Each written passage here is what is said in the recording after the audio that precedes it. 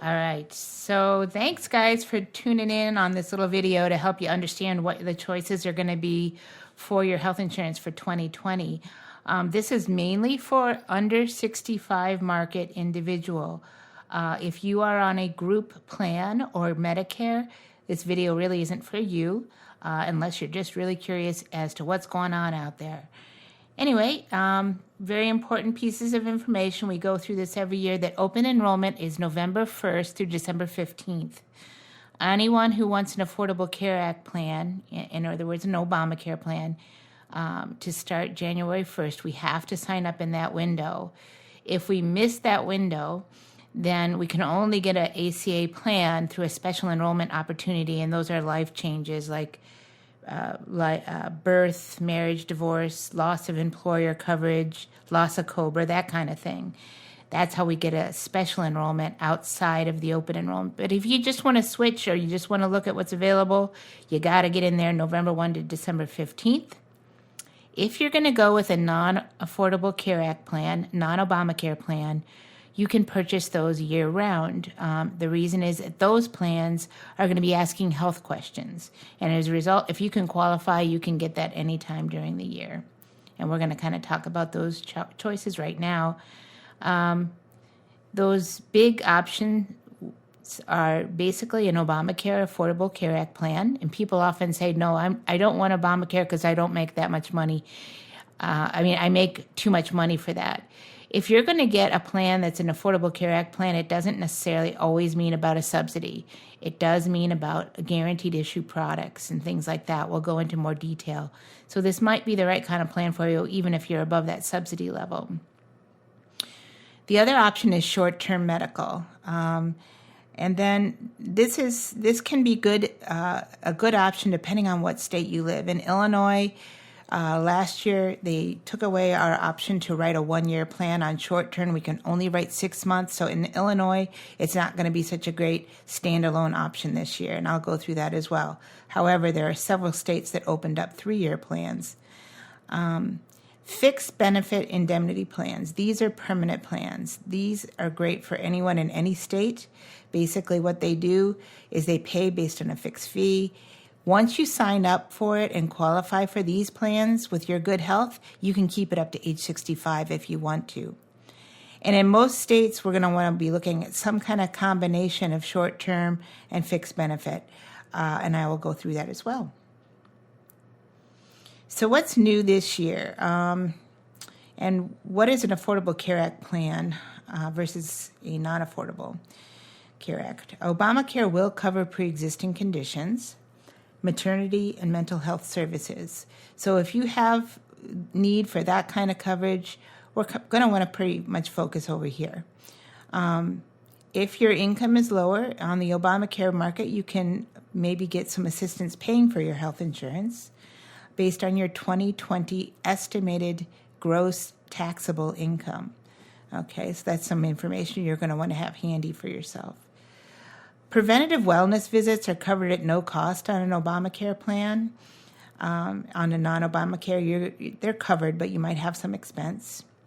And just know that we're not going to have the new plans and the new rates for 2020 until open enrollment begins November 1st. Sometimes they preview it the week before, but last year's preview was a complete mess. They had it all wrong, so it in fact did wait until November 1st. So short-term major medical, the other option is it will not cover a pre-existing condition. You know, sometimes that's not an issue. Maybe you've had controlled high blood pressure for years and you just take a medication. It's not something that you're concerned about that being covered. So it still might be a good option for you. Also, if you're going to have a baby, we're not going to want to look at this because maternity is not covered on this side of things. Also, if you're someone who's seeing a counselor on a weekly basis, it's not going to have coverage on these plans. Just like I said, you want to look at Obamacare. And now the rules have changed since last year. A lot of you, we wrote one-year short-term medical plans in Illinois. Right after the new year, the state changed the rules that we can only write it for 6 months in Illinois. And then we have to rewrite it with a different carrier for the next 6 months. So that's something to be aware of. As long as you're doing a combo plan, that's not such a scary thing, but you wouldn't want to do a standalone short term and end up in a bad situation. These states here that you can see, Alabama, Arkansas, Florida, Georgia, Kentucky, Louisiana, North Carolina, South Carolina, West Virginia, all approved 3-year-long short-term plans. So if you're in one of those states, boy, we're going to jump on that with both feet. That's a great option for folks who are healthy. And on the second year and the third year of those 3-year plans, any small pre-existing conditions would be covered. So it's a big deal. And then it varies from state to state. Like Wisconsin is a year long and Indiana is a year long. So, we'll talk about it depending on your situation. One of the pros about short-term major medical is that it's about half the cost of an Affordable Care Act plan. Even after adding some supplemental coverage, it still can be half. And it is a national PPO network. So you can, do these with Aetna PPO, United Healthcare PPO. There's a lot of different options. So what's a fixed benefit plan? A fixed benefit plan is an indemnity plan. There's no deductible. It pays a fixed amount for stated services, all kinds of different services. It pays that stated amount whether the bills are higher or lower. So in some cases, you might get a refund because it's more than what the expense was. In other cases, you might need to pay up the difference to bring it up to date. These plans are permanent, which is huge. You can keep them at age 65 without any further applications or underwriting. Doesn't matter what happens to you, it's yours to keep. And pre-existing conditions are covered after the first year on this plan as well. One downside of these plans is it's not a stopgap. It doesn't have a point at which you hit that number and you know the rest of it's on the insurance company. And I'll explain why I think the strongest method to use these plans is in conjunction with the short term to get the stopgap. See the combination here. So you have first dollar coverage with the fixed benefit, lots of coverage, and then you do a high deductible short term behind it to become the stopgap in case of a really large event. And that's really a very strong package. And you can see on this slide, there's this kind of shows, but the cost of the plans are relatively about half, even when you do the combination. This is a sample family of 4, and basically what we're looking at here is the different attributes here. And the very first one up here about the government's requirement to carry Affordable Care Act health insurance, that is no longer out there. That's as of January 1st, 2019, that went away. You don't have to think about that. So that's gone. You can get whatever coverage is best for you and your family. Guaranteed issue. What that means is you can get a plan without having to answer any health questions to qualify. The only one that does that is the Affordable Care Act Obamacare plans, okay? Other than that, we're going to have to answer questions. Those questions are big things: heart attack, stroke, diabetes, COPD. If you can answer no to those big things, then you can qualify for this plan. Having coverage for pre-existing, again, only exists on the Affordable Care Act.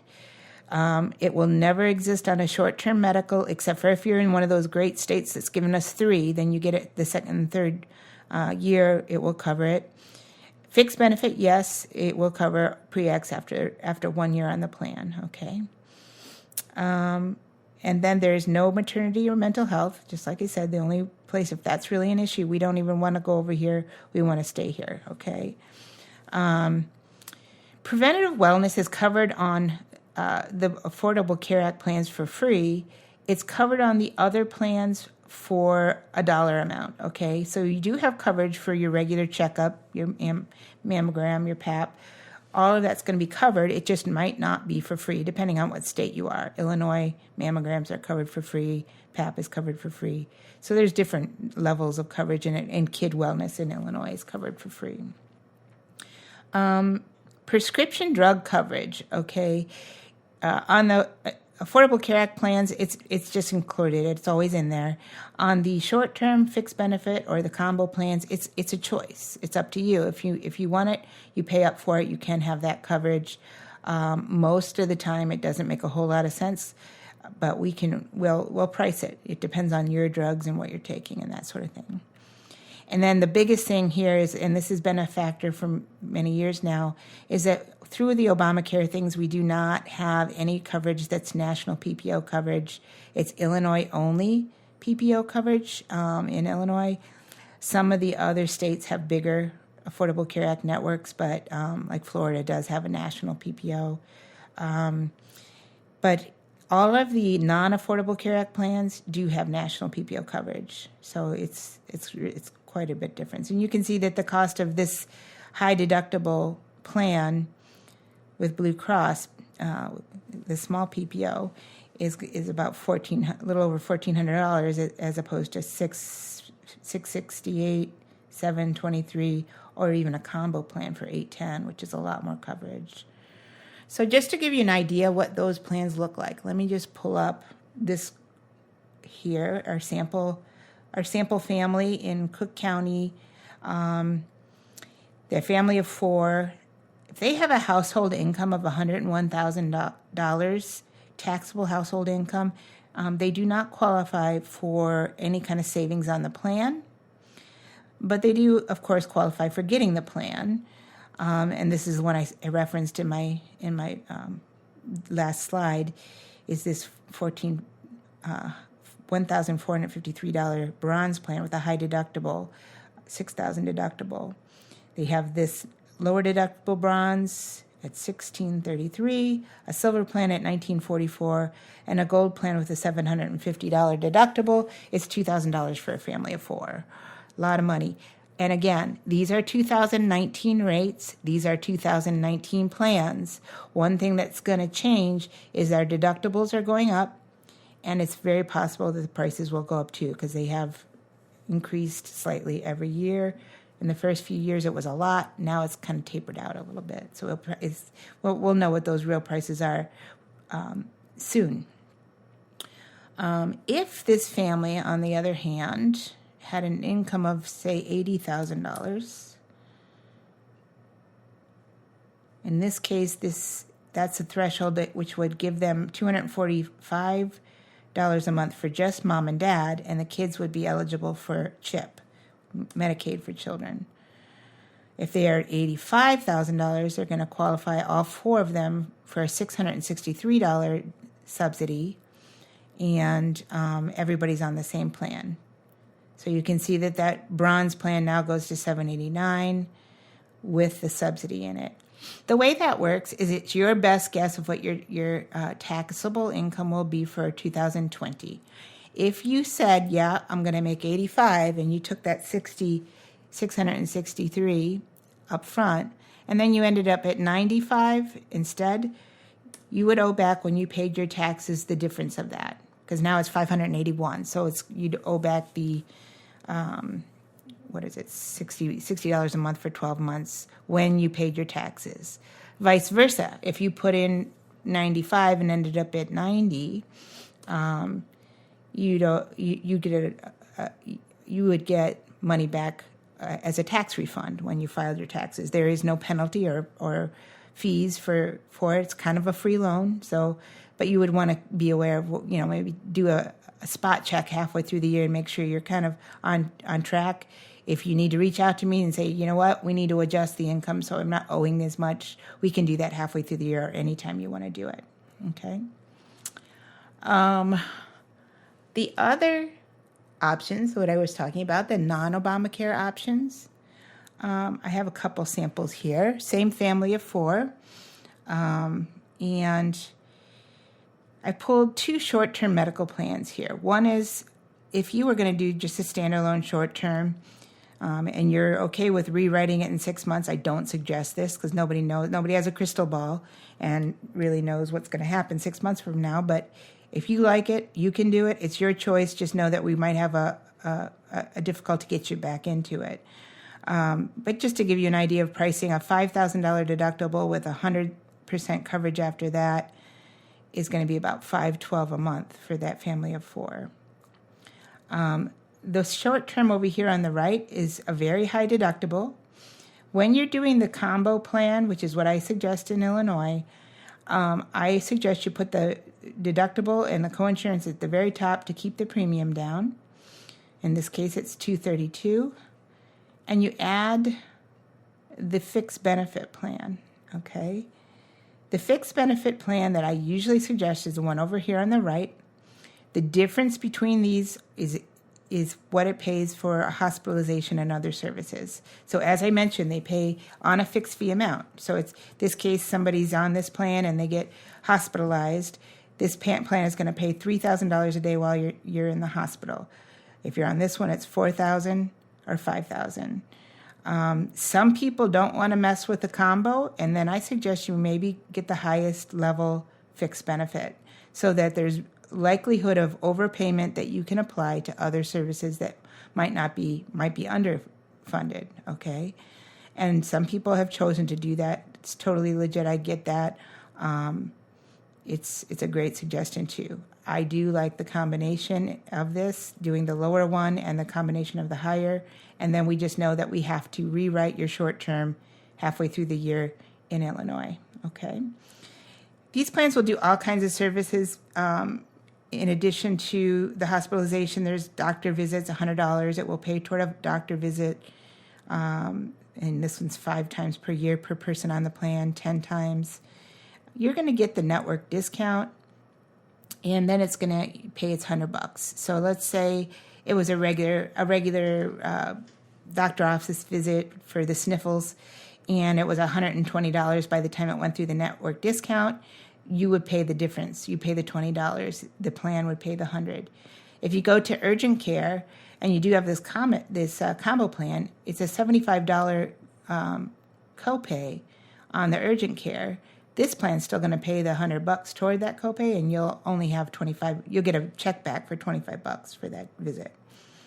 You have wellness. After 6 months on the plan, this plan will pay $200 or $250 if you're on this for each person, 1 time per year for just a regular checkup.